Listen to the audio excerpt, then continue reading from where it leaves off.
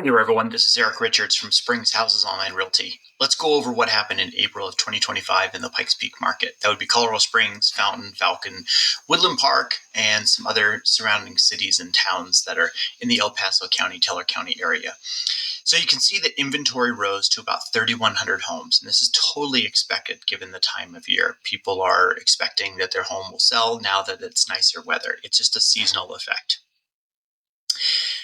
We're taking a look at new listings. So these are just homes that have listed during the month of April. This doesn't include anything that happened in March or in February in terms of carryover inventory. This is just new listings. So it's a good, healthy increase over previous years. I akin this to consumer confidence, people willing to list their homes because they think that it will sell and then they can move on and buy something else. Total under contract. Good to see a flat number from 2024. A little bit concerned about it not being as high as 2023, but nonetheless, still a good, healthy number given the current status of things. Average days on market, probably the best news in all these charts. Anytime we see a decrease in days on market, it means that the buyer activity is picking up just a bit, meaning that they're no longer going back for second and third showings. They're willing to take a chance on something right away. And I view this as healthy. I don't want it to go back to 1 and 2 and 3 days on market or just mere hours, but I like to see the numbers somewhere between 40 and 50 days on market. I think that that's a pretty healthy metric for our market. Total sales year to date.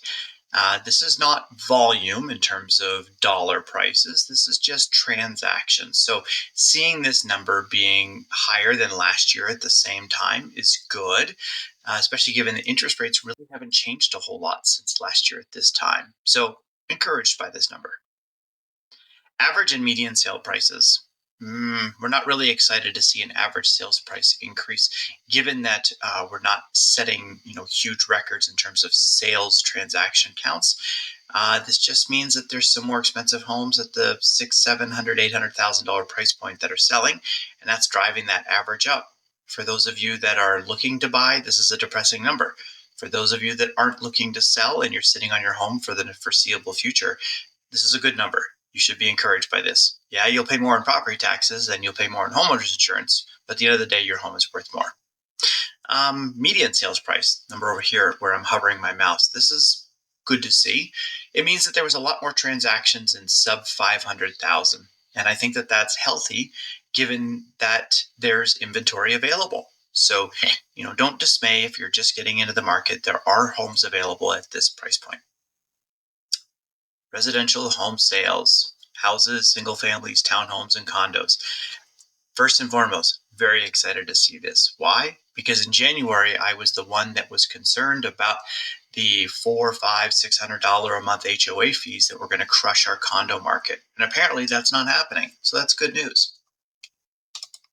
This is the one where they bracket out the price point by $100,000 increments, and it gives you an idea, if you're a seller, what you might expect for price reductions and price reduction amount.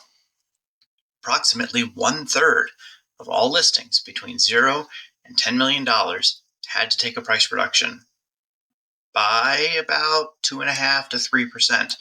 These 10% price reductions, 9% price reduction over here. Also here, you have a lot less sales. So I would say that, you kind of clip these two off here and just look at the meat and potatoes of Colorado Springs, and you see that it's about, 2.5%. So that's the negotiation right there that goes on between listing agent and seller. This also might include some seller concessions. Teller County, maybe a little bit different of a story because you look at these 50% of all listings at the $600,000, $500,000 price point had to take up around a 3% price reduction.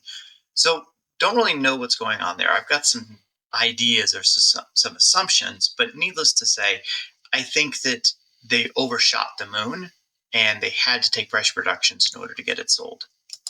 Lastly, and trying to keep this underneath the 5-minute mark, I always like to focus on this number here.